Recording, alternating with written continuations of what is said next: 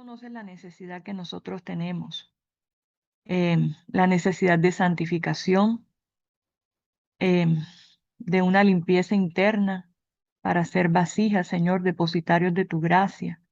Y aquí están todos mis hermanos. Cada uno es una historia individual que tú conoces. Y ellos están aquí, Señor, buscándote porque te aman. Y el Señor conoce todas las necesidades de ellos y lo que inquieta, preocupa nuestra mente. Situaciones con nosotros mismos, con nuestra familia, con nuestros hijos, situaciones económicas. Mas tú provees, Señor. Te pedimos tu bendición hoy y siempre y que te quedes con nosotros en el nombre de nuestro Dios y Salvador Jesucristo. Amén y amén. Bueno, en esta mañana vamos a tener una reflexión acerca del milenio. No podemos tener todo ese estudio porque es bastante largo. Repasando con ustedes un poquito aquí la estructura de Apocalipsis, eh, a mí me llena de admiración cómo Dios diseña el libro, porque coloca la estructura de una forma tan inteligente que cuando tú lo descubres quedas maravillado y llegas a la conclusión de que la obra del libro, la inspiración es de un Dios santo. Entonces, les había dicho a ustedes en otras oportunidades que Apocalipsis tenía una introducción y una conclusión y 8 temas básicamente, que son las 7 iglesias, los 7 sellos, las 7 trompetas, el gran conflicto entre el bien y el mal, las plagas, la caída de Babilonia, que es la falsa madre, el milenio y la nueva Jerusalén. Esos son los temas que trata el libro de forma historicista, desde la era apostólica hasta nuestros días, y aún más el presente y el futuro, porque el milenio está en un futuro y la nueva Jerusalén, que es la iglesia que triunfa, también está dentro de un futuro. Quería hablarles un poquito acerca del milenio, que es el 7.º tema aquí, el milenio, y el Espíritu Santo le muestra a Juan acerca del milenio desde Apocalipsis capítulo 19, versículo 11 hasta Apocalipsis 21, versículo 8. Y la escena introductoria es la segunda venida de Jesús, y eso está en Apocalipsis 19, versículos 11 al 21.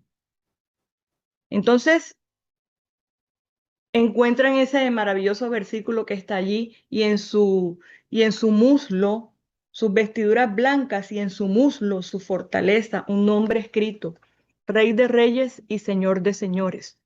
Mas en el milenio nosotros encontramos 4 temas básicos. ¿Qué pasa con la tierra? ¿Qué pasa con Satanás y los ángeles que cayeron con él? ¿Qué pasa con los que rechazan la sangre del Señor Jesús, rechazan la salvación? ¿Y qué pasa con la iglesia, el pueblo de Dios que acepta la sangre? Por ejemplo, ¿qué pasa con la tierra cuando el Señor Jesús venga por segunda vez? Em, Estará en un estado de desolada y vacía. Tienen que leer Génesis el capítulo 1, porque con los juicios de Dios que están en Apocalipsis 15 y 16, la tierra va a quedar en ese estado. Durante los 1000 años, son 1000 años literales, ¿qué va a pasar con la tierra? Va a permanecer en ese estado. Mas después del milenio, cuando el Señor Jesús venga por tercera vez, porque ahora estamos esperando su segunda venida, más después del milenio, viene por segunda vez, la tierra va a estar hermosa, en un estado que el Señor la restaurará a una belleza que va a ser superior cuando Él la hizo, cuando estaba el jardín del Edén, en el Génesis.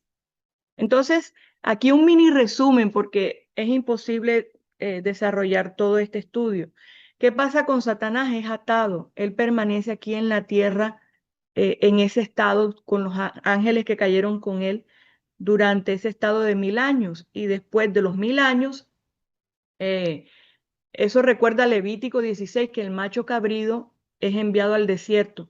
Mas después de los 1000 años, Dios destruye el mal. Y Satanás, los ángeles que cayeron con él y los que rechazan la salvación serán destruidos, serán ceniza, polvo, debajo de los pies de los santos. ¿Y qué pasa con los que rechazan eh, em, la salvación? Cuando el Señor Jesús venga por segunda vez, Estas personas son muertas por el resplandor de la gloria de Cristo. Mas el Señor Jesús, en realidad, Él no quiere la muerte del impío. Estaba leyendo aquí en lo que dice en Ezequiel, capítulo 33, versículo 11, porque la misión de Elohim, Santo Dios, es la salvación de la raza humana. Mas el ser humano se identifica tanto con el pecado que la gloria de Dios es fuego consumidor para él. Ezequiel 33:11, dile, vivo yo, dice Jehová el Señor, que no quiero la muerte del impío, sino que se vuelva al impío de su camino y que viva. Volveos, volveos de vuestros malos caminos, ¿por qué moriréis, oh casa de Israel? Y ellos permanecen, los impíos permanecen muertos durante los 1000 años y después de los 1000 años ellos resucitan para recibir em, la ejecución final. Mas, ¿qué pasa con los santos que están vivos? Los santos que están vivos, ellos resucitan. Perdón, los justos que están muertos durante todo este periodo de tiempo, ellos resucitan y ellos se van para el cielo. ¿Y qué pasa con los que están vivos?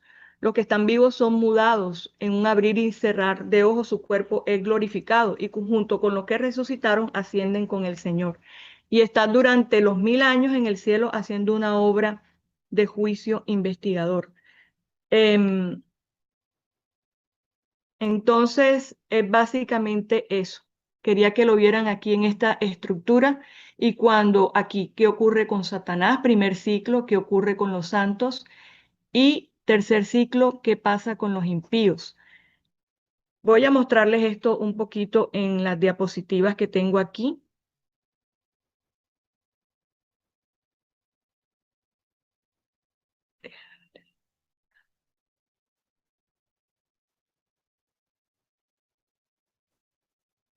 Entonces, la mayor promesa que nosotros tenemos y que la Biblia nos enseña es que el Señor Jesús vendrá por segunda vez para acabar con el dolor. Y es un motivo de esperanza en la vida de cada uno de nosotros porque estamos sufriendo por diversas circunstancias. Mas el propósito de Dios, los pensamientos que Él tiene para nosotros son pensamientos de bien y no de mal, para darnos un futuro con esperanza. Y en medio de las dificultades, de las crisis, de la angustia, de la muerte, del dolor, la iglesia tiene una esperanza. Es que nuestro Salvador, el Señor Jesús, está pronto a regresar. Vendrá otra vez. Em, Recordemos que en Mateo 24 estaba hablándoles en estos días, más es un capítulo que Dios les da a los discípulos para mostrarnos cuál será la situación en el mundo, en la iglesia, en los conflictos antes de su segunda venida. Y el engaño dentro del mundo cristiano, que se levantarían fechas para ese evento. Y es interesante que nosotros, el mensaje de los tres ángeles de Apocalipsis 14 tiene su propio peso en el mensaje. Y es un mensaje de justicia por la fe, de un cambio interno que Dios quiere hacer con nosotros. Cuando nosotros colocamos una fecha y la expectativa de esa fecha no se cumple, la persona queda chasqueada y la persona pierde credibilidad en las cosas espirituales y su corazón se endurece. Por eso nosotros, Dios nos advierte con respecto a eso. Su venida, aquí les dejo estos Disculpa, versículos, se te cerró, ¿sí? se te cerró tu cámara, todo se cerró, nada más se escucha la voz. Y no se ve la presentación. No, no, Marlene, no se ve la presentación. Deja ver.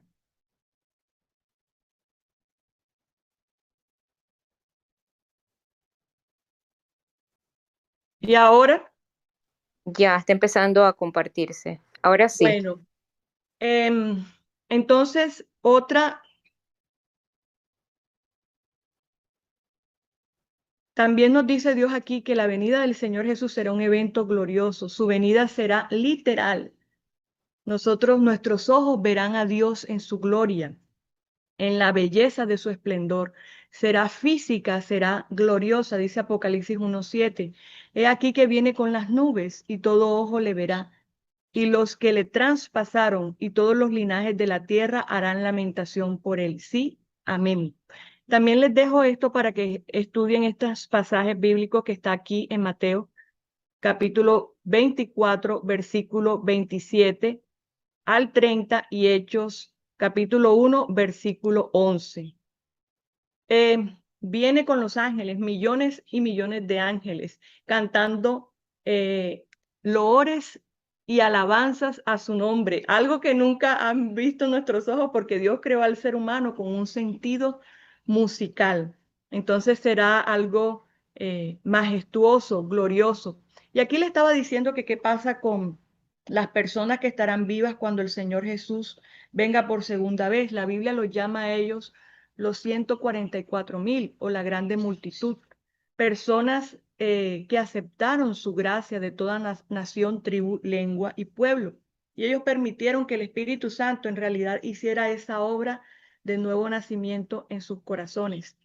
¿Qué pasa con esa persona? Estoy recordando aquí en esta mañana el Espíritu Santo, la obra que hizo con Nicodemo.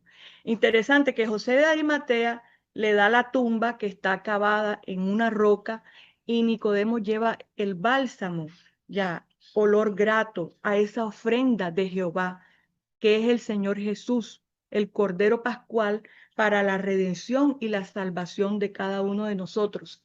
Y en ese momento recordaba que Nicodemo estaba compungido y él lloraba, lágrimas, lo que estábamos estudiando ayer, que tenemos que creer, arrepentirnos, confesar el pecado y ser transformados. Cuando él tuvo esa entrevista con el Señor Jesús, que está allá en San Juan, el capítulo 3, el Señor Jesús le dice, bueno, yo te voy a poner la situación clara aquí, sobre la mesa, aquí.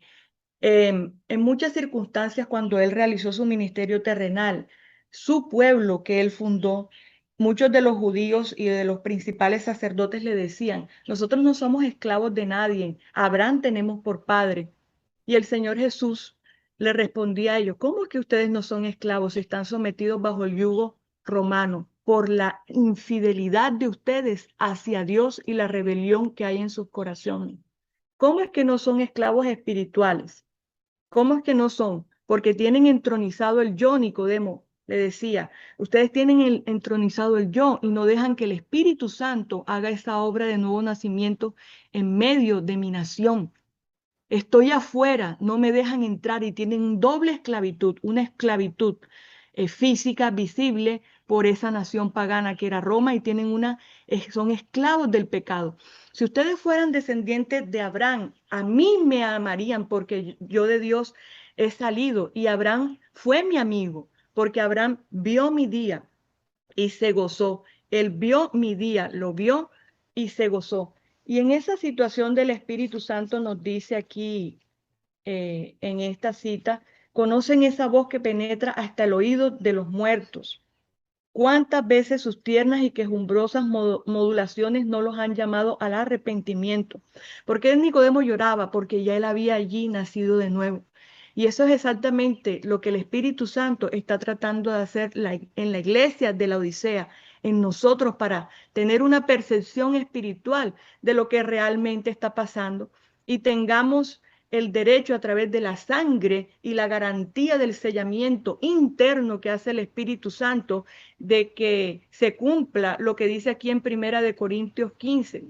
¿Qué pasa con los justos? Son mudados, son glorificados. Y con los que aceptaron la salvación a través de la historia de la humanidad, los que aceptaron la sangre, ellos tienen ese derecho porque aceptaron el sacrificio de Cristo en el Calvario.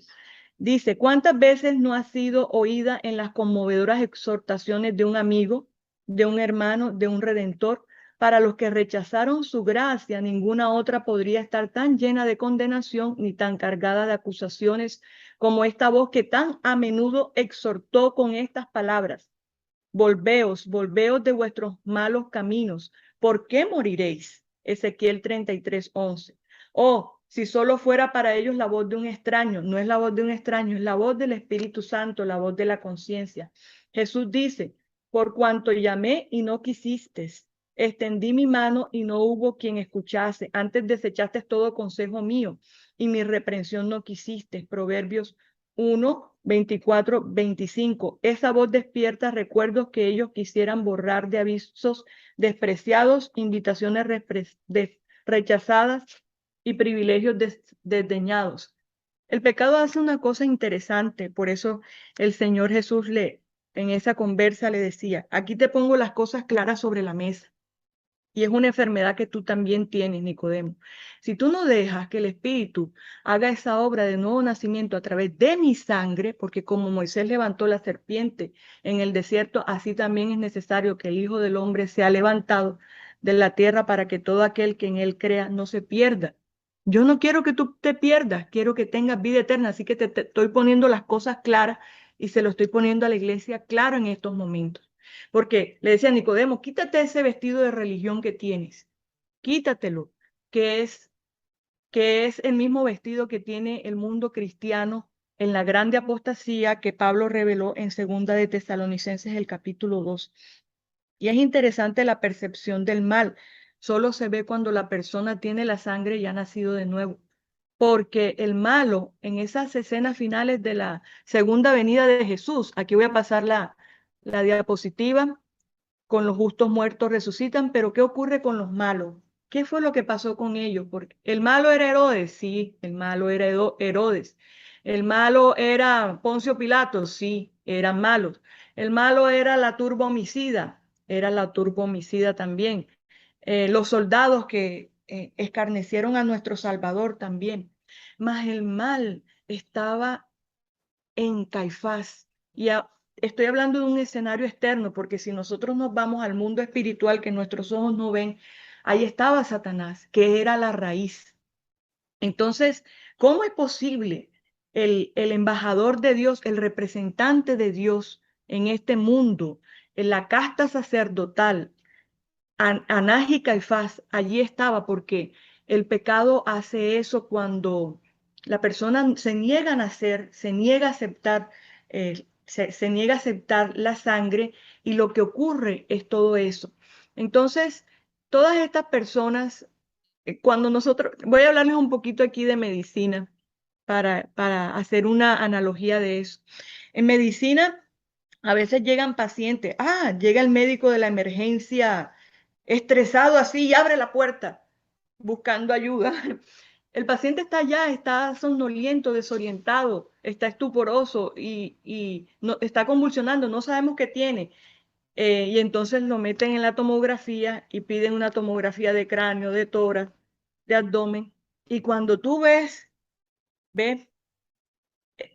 metástasis en el cerebro y a veces sangran, así cuando es de melanoma o en el pulmón ves unos nódulos y masas bien bonitos que parecen balas de cañón.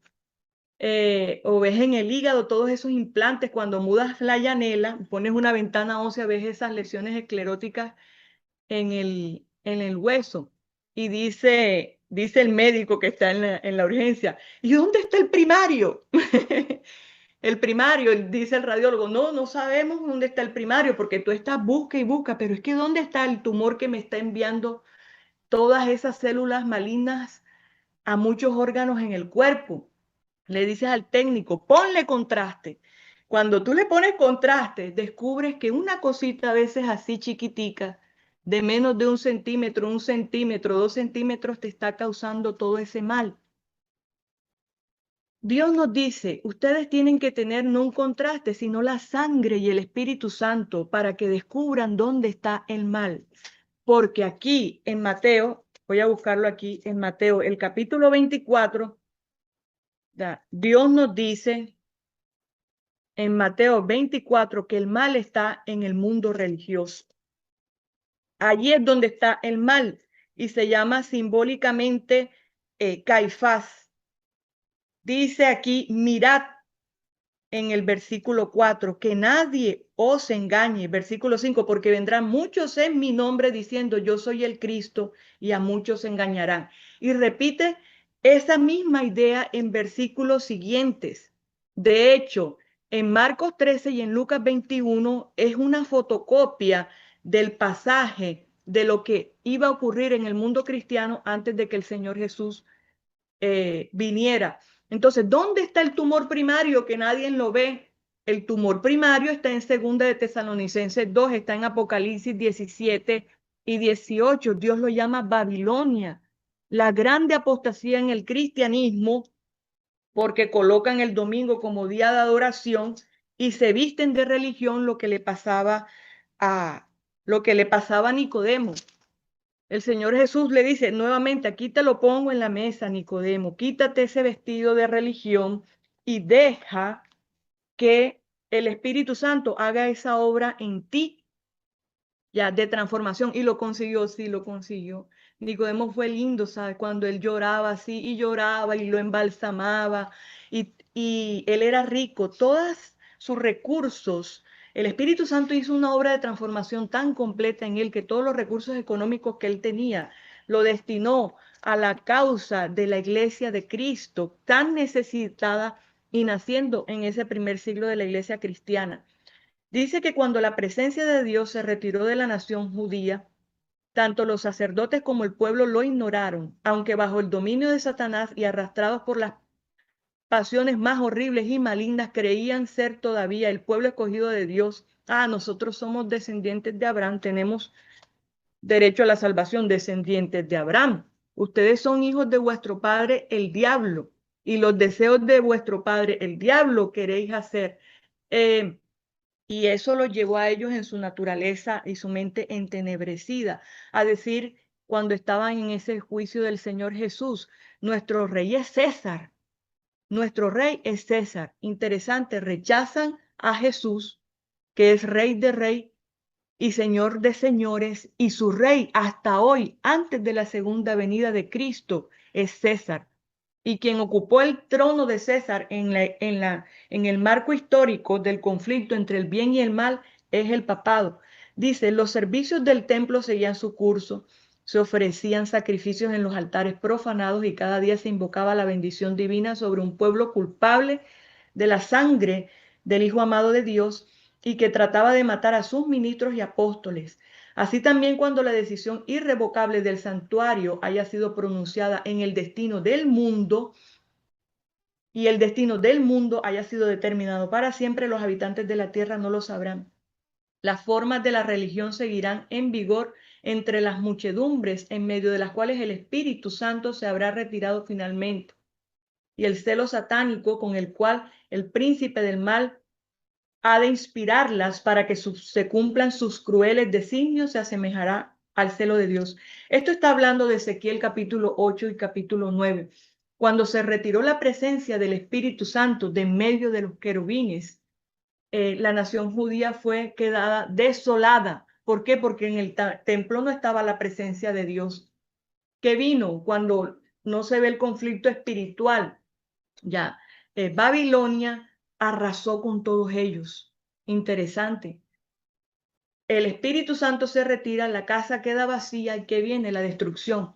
Y es lo mismo en la estructura profética cuando la Shekinah de Dios, que es el Señor Jesús, estaba ya en su forma humana en medio del templo. Ustedes tienen que leer Mateo 21, 22, 23 y 24. Él dice, ahora vuestra casa os es dejada desolada. El templo, la Shekinah, la gloria de Dios se retira por la rebelión y la dureza de vuestros corazones. ¿Y cuál fue la consecuencia? Ah, tu rey es César. Bueno, en el año 70 vino la destrucción. Y es la misma tipología y simbología profética que el Espíritu Santo nos muestra a nosotros en el tiempo del fin. Apocalipsis 22, el versículo 11. Cuando se coloque la ley dominical en los Estados Unidos, el templo, vuestra casa es quedada desolada. Un terrible pecado, abominación que lleva a la desolación. Lo que acabé de leer. La presencia del Espíritu Santo se retira y que viene ruina nacional. Entonces, eso es lo que pasa con los impíos y les dejo esos versículos allí. Ya les expliqué qué pasaba con los ángeles malos. Tienen que estudiar la estructura del milenio, como se la mostré en la diapositiva inicial. Dice aquí, para finalizar, algo importante que tiene que ocurrir con nosotros, porque ya no es tiempo de estar jugando a la religión, sino que es tiempo de dejar que a través de la sangre el Espíritu Santo entre en nuestros corazones y podamos percibir qué es lo que está pasando.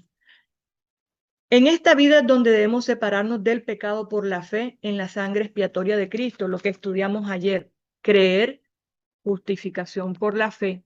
Debemos arrepentirnos, debemos confesar el pecado, debemos permitir que el Espíritu Santo haga esa obra de transformación verdadera en nuestros corazones, ese sellamiento que es la garantía a través de la sangre para nuestra salvación. Nuestro amado Salvador nos invita a que nos unamos a Él, a que unamos nuestra flaqueza con su fortaleza, nuestra ignorancia con su sabiduría, nuestra indignidad con sus méritos. Miren este proceso de santificación. Ya, el libro de Hebreos es un libro hermoso. ¿Sí? Acerquémonos pues confiadamente ante el trono de la gracia. Ahí está tu hermano mayor, el sumo sacerdote, nuestro intercesor, Dios, juez y salvador, Jesucristo. La providencia de Dios es la escuela en la cual debemos aprender a tener la mansedumbre y la humildad de Jesús. El Señor no nos está mostrando siempre el camino, el Señor nos está presentando siempre, no el camino que escogeríamos y que nos parecería más fácil y agradable, sino el verdadero, el que lleva a los fines verdaderos de la vida. De nosotros está pues que cooperemos con los factores que Dios emplea en la tarea de transformar nuestro carácter, el carácter, con el modelo divino que es Cristo. Nadie puede descuidar o aplazar esta obra sin grave peligro para su alma. Amén. Entonces, el Señor Jesús viene, es una realidad. El Señor Jesús viene, hermanos. Viene con poder y grande gloria para ponerle un mal al tumor primario. Cuando decía el médico, ¿dónde está el primario? ¿Dónde está el primario? Externamente está en Babilonia espiritual, pero ¿dónde está el primario también dentro de ti? Ese primario, ese tumor, aunque pequeñito y hace mucho mal, ese tumor se llama orgullo espiritual. Era el mismo orgullo que tenía Caifás, el orgullo que tenía Nicodemo, más que Nicodemo entendió la lección espiritual y venció con esa ofrenda grata que fue el Señor Jesús. Para leerles voy aquí a finalizar lo que dice en Ezequiel 33, versículo 11. Esto es una introducción al estudio del milenio, que esperemos que en estos meses subsiguientes podamos estudiar más profundamente el libro de Apocalipsis. Es hermoso, hermano. Hermoso, se lo estoy diciendo y es verdad. Qué libro organizado. Dios es inteligente y sabio al extremo. Y es una cosa que me subyuga y me impresiona, Señor, pero es que tú aquí lo estás revelando todo de una manera clara, Señor. ¿Cómo estás tú revelando? Y en este libro que se llama El conflicto de los siglos, para que no haya ninguna duda. No, que yo no sabía, no vas a saber, sí sabía, porque el Espíritu Santo tiene la prueba allá en el cielo en los registros, que todo el mundo sí sabe. ¿Quién sabe? Los sacerdotes saben, los pastores saben, los miembros de la iglesia saben, el impío que está fuera de la iglesia, que no quiere saber nada de Dios, sabe. Me decía la señora Ali, sí saben, porque si no, Dios, ¿cómo lo juzga? Si Dios te juzga es porque el Espíritu Santo te habló. ¿Y dónde tiene las pruebas? Allá. La tienen los registros. Para finalizar, dice Ezequiel 33, 11. Diles, vivo yo, dice Jehová el Señor, que no quiero la muerte del impío, sino que se vuelva el impío de su camino y que viva. Volveos, es el llamado que el Espíritu Santo está haciendo. Volveos de vuestros malos caminos. ¿Por qué moriréis, oh casa de Israel? Bueno, vamos a orar para finalizar. Eterno Padre Celestial, gracias te damos porque has sido bueno con nosotros hasta este momento. Gracias porque se ha cumplido a veracidad la promesa. No os dejaré huérfano, vendré a vosotros. Continúa, Señor, ese proceso de santificación en nuestras vidas. hasta tu segunda venida, cuando nos darás ese cuerpo glorioso, Señor, donde esto corruptible se volverá incorruptible y esto mortal en inmortal. Gracias, Señor Jesús, por ser nuestra intercesión, porque nos ha revelado más claramente la necesidad de nuevo nacimiento que tenemos a través de tu Espíritu Santo. Quédate con nosotros porque te lo pedimos en el nombre de nuestro Dios y Salvador Jesucristo. Amén y amén.